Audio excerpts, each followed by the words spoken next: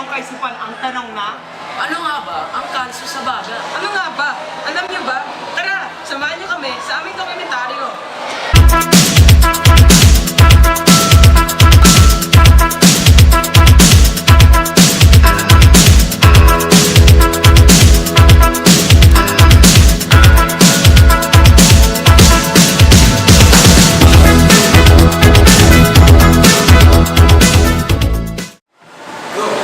Ano sa tingin niyo ang sanhi ng cancer?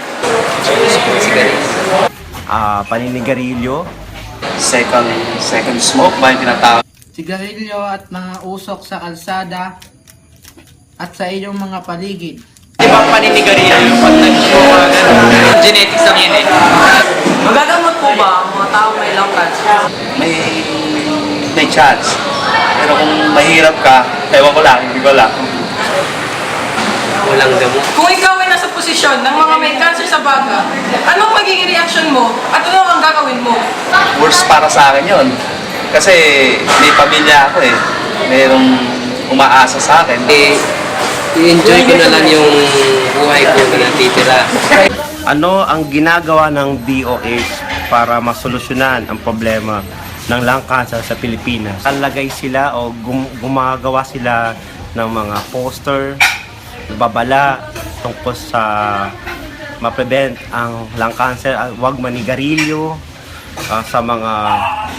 sa TV, commercials, sa private or non-private government, nilalathala yan, lahat, sa school din. Tapos,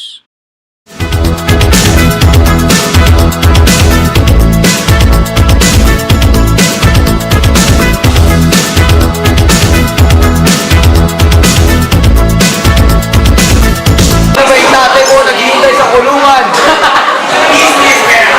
Photoshoot. BTS photoshoot. Sana. ba't mo video yung video? Wow. Video yung video. Thank you. Okay, very good.